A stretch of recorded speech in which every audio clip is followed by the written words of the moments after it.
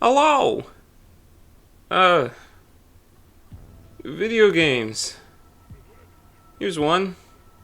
It's called, Deep Rock Galactic. It's pretty simple. You're a dwarf. You're in space. The moon has rocks in it. Go, go, go get them. I want to stress how simple this game is. You want the rocks, and the locals want you to stop destroying the environment with explosives and emissive technology that sucks the planet dry. So management gives you military-grade weaponry so you can drive the blind primitive indigenous life extinct.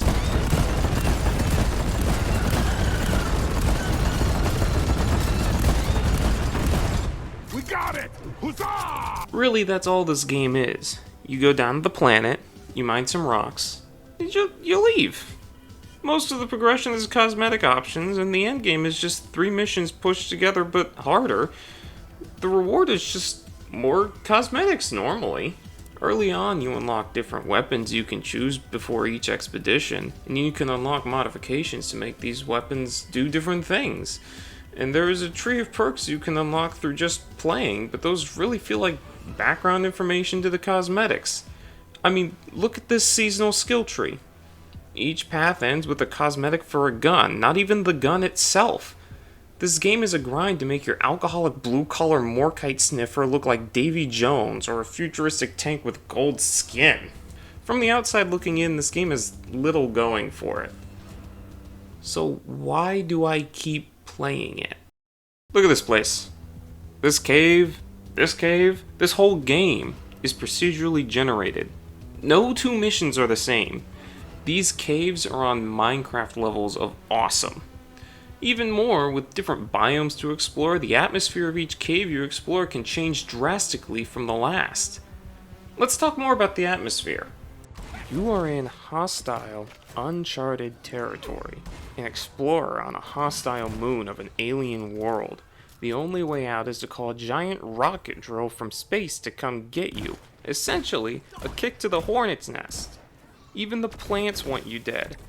And it's so dark. Effective light in most missions is 100% on the players to make. In this clip, I turn off my headlamp and have no flares around while I fight this giant bug. Now imagine if his weak point wasn't a giant green glow stick. If you want to see anything, you have to make a light. And that light is good for maybe a minute before it goes out. It only lights this one little space. Play a game by yourself with the music and HUD off. It's creepy. Now, it's not a horror game, but man, is it unsettling. But when you're here with 3 others, the atmosphere completely changes. Even with complete strangers who only speak in victory screams, the whole game changes. Now I'm in an arcade shooter with friends. It feels more akin to shooting the alien dogs in Apex than the unsettling experience we just saw in the same game. The atmosphere completely changed with the inclusion of factors that aren't consequence of the game itself. I no longer really worry about danger. Even if I'm going down, there are 3 other dwarves who can revive me. Honestly, they probably helped the bugs put me down in the first place. I don't see fun and fear as mutually exclusive terms, but in Deep Rock Galactic, the kind of fun happening here cancels out the fear that the isolated experience can generate. What do you mean it's not long enough? Classes. In some games, you got heroes, or legends, or champions, or whatever flavor word you want to use to try to trick shallow gamers into thinking the lore in your Season Pass-oriented storytelling is interesting. In Deep Rock, you got 4 dwarves, a driller, an engineer, a gunner, and a scout. They don't have pseudo-deep leading voice lines that tie them to an unwritten backstory. They're miners. They mine. In fact, all the dwarves are voiced by the same guy. They just adjusted the pitch based on which dwarf is talking. And these 4 classes only have 2 pieces of equipment in common. The flare and the pickaxe. They have different primaries, secondaries, grenades even, utilities, and traversal tools that orient their play style. Play style isn't the right word. I guess job? Well, let's talk about it. I'll talk about it. You just listen. Or leave. Whatever, I don't care, just keep giving me views and say nice things about me. Gunner is heavy weapon guy. I constantly call him Heavy over chat without realizing that's not the actual name of the class. His job is mostly just shoot the bugs and try to keep everyone up with his shield. He also gets zip lines that are for where the driller can't really reach on his own. The driller then uses those driller arms to navigate the map. His most notable character trait are the giant craters he leaves everywhere. I'll be honest, the driller is my favorite to have on the team and my least favorite to play. Something about these guys, I don't know. It's like they have a special club that the rest of us just don't have the right energy for. The engineer is probably my favorite. His primary options are pretty scattered, from a semi-auto shotgun to an ammo-guzzling target lock auto rifle to an electric submachine gun. His primary isn't so much your primary defense. It's actually this turret. Additionally, the engineer gets these foam platforms you can shoot out that can plug holes and create platforms or ledges for the rest of the team to use. And finally, the scout. I love the scout. But sometimes I don't like the scout. Maybe I give him more grief than I should. The scout is the traversal guy. His secondary double barrel can be modified to launch him across the map. And he has a personal grapple gun. And he has the flare gun, a brighter, longer lasting flare than the other classes have. The scout is designed to reach those awkward spots and mine out minerals too high for anyone else. He's also designed to provide a support for the team with his flare gun, an almost essential tool for any would-be miner. And yet, most of the scouts I deal with don't use the flare gun and don't collect minerals. They just stand there and shoot at all the bugs like they're the gunner. Now, there's nothing wrong with shooting the bugs. I'd be upset if you didn't. But if all you wanted to do was shoot the bugs, don't play the class that's tasked with collecting rocks that we use to buy more ammo to shoot the bugs with. Yes, anyone can pick up the nitro, I know, and I know I have my own flares, but some of these caves are tall and long and dark, and you have the ability, just do your job! I'm sorry. I really like this game. I do. I bet more scouts do their job correctly, just sometimes it feels like I'm the only one.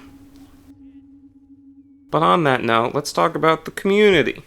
The Deep Rock Galactic community is one of the best communities that I've ever been involved with. Yes, there are the bad apples, but I can honestly say I've only read the horror stories. To this day, I've not run into a legitimately toxic player. Yes, people get frustrated, but usually you can tell that frustration is from a previous mission going south. I've even had another player apologize after a mission for his anger. In most games, there seems to be this inverse relationship between time played and patience for new players. But here, that doesn't exist. Yeah, there are the shorter-tempered players who just want to get the mission done and get out, but there's also people who play the Space Minecraft bug shooter for fun. This community on the whole is very supportive of new players and wants to help give them the best experience. Even the developers are active players of the game, streaming once a week their runs of the new endgame mission of the week. That sounds silly. What developer doesn't like their own game? But think about it. How often do you see game devs live streaming their own game? Or participating in community jokes? As a matter of fact, when was the last time you saw a post from a developer on their subreddit that wasn't an announcement or an apology? Just a normal comment like a human would make. The guys at Ghost Ship Games are just guys that wanted to make a game they'd enjoy. And they succeeded. And they were kind enough to share it. So yes, you should be playing Deep Rock Galactic. Its gunplay is tight, the kills are satisfying, and the cosmetics are beautiful. I usually switch what I'm playing regularly, but Deep Rock has stayed downloaded on my drive since I first bought it. And unless the servers go down, I'm not going to stop playing it anytime soon. No, the game does not have the best graphics, and sometimes I lose connection near the end of a mission, and lose all that progress I just made. But if the occasional bug is the payment for an experience that the creators made with a desire for art rather than money, I'll pay it every time. Thank you for watching! This video took a minute because I decided to start like 3 projects all at the same time and mess up my schedule. but I hope you still liked it. If you did, prove it. Also subscribe, and I'll see you at the Abyss Bar. The first round is on me. Well, goodbye. Get ready to rumble. Yes.